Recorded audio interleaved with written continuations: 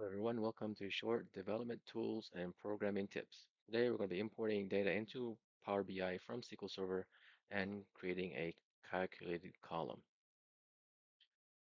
Let's open up Power BI.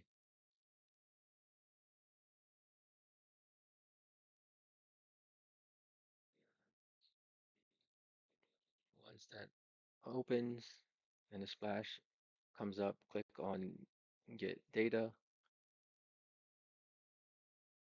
Since we're importing this from SQL Server, we'll select SQL Server, then click Connect. And here we'll need the server name. I already have that properties loaded. Server name is here, just copy it and paste it. And database is optional, but I like to have that. That way it goes directly to the database. And the database name is here. We'll paste that as well. And we'll keep this import since we're just going to import the data and keep the advanced options as is. Then we'll click OK.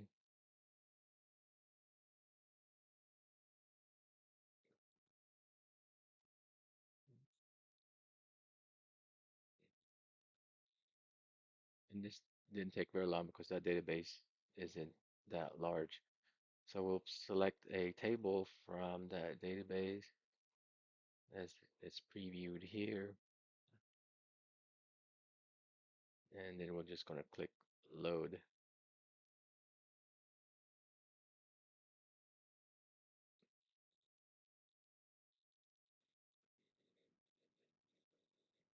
it shouldn't take very long either since this table is not that big. So once the load is completed, you'll get the data model here with the different column names. If we want to view the data, we'll select a visual, a table visual, and we can select the different columns from that model. Let's pick name, and we'll pick distance. So we have our distance here and the name of the event. Um, I know that this distance is in meters and we want to show this in miles. So what we'll do is create a calculated column. That way we can show miles instead of meters. So we'll click our table view on the Power BI and we'll then click new column and we'll call this column distance in miles, and we'll use the distance column and convert that into miles.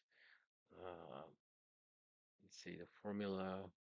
I have it open for my sort procedure, and this is the number for 1 mile for each meter. Okay, then it shows it got an error because it tried to check while I was copying and pasting it, but once we commit it, um, it creates the distance and the distance in miles calculated column.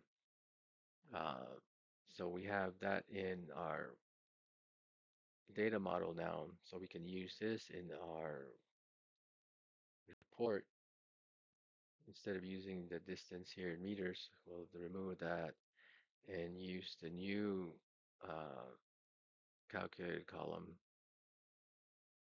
into our report.